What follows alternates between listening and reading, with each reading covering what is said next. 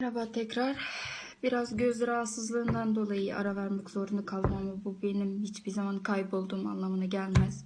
Yine buradayım. Hala konuşuyorum. Bugün yine aynı şey koronavirüs ile ilgili konuşma yapacağım ama daha değişik bir versiyonu. Son bu birkaç gündür ben haberler bakıyorum. YouTube, Twitter, Facebook yani ne varsa bakıyorum işte her yerde Çin'in son durumu, koronavirüs ile ilgili bir sürü haberler yayılmış. Ama asıl meseleyi unutuyoruz.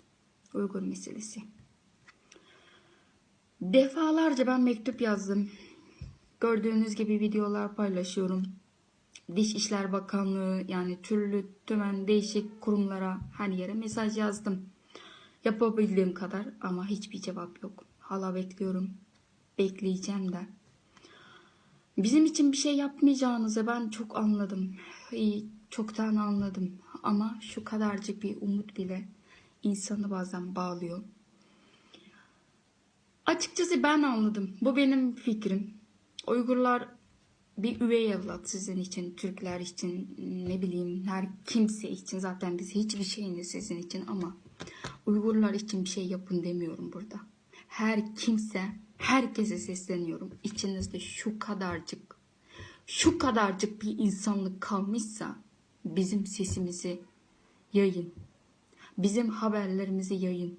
Türkiye'deki kanallar, TV kanalları, haberciler, gazeteciler, muhabirler ne varsa ya saçma sapan o bunu giymiş, şu şununla evlenmiş, bu buraya gitmiş, tatil yapmış gibi haberler yaymak yerineyse bizim gerçek haberleri yapın. Gerçek şeyleri insanlara anlatın. Şu an 3 milyondan fazla kişi kamplarda, hapislerde kalıyor. Benim annem bile orada. Hala bir haber yok, sesi soluğu yok.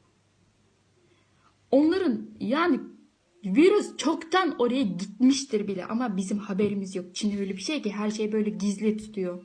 Kimsenin haberi olmuyor. Şu an Uygurlar, oradaki kampta yaşayan Uygurların hayatı virüsten değil.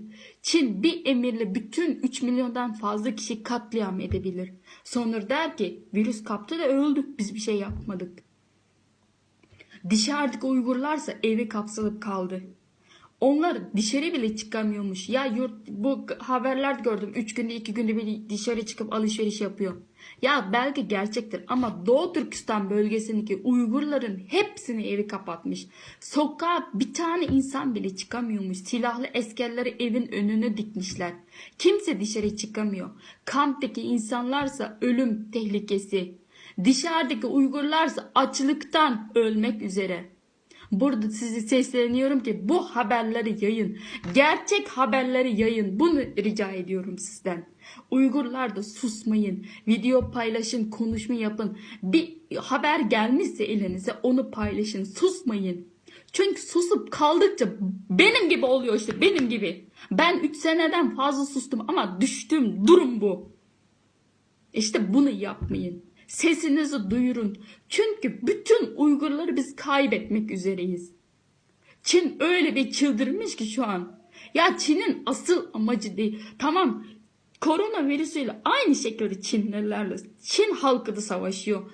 Ama hükümet o ayrı.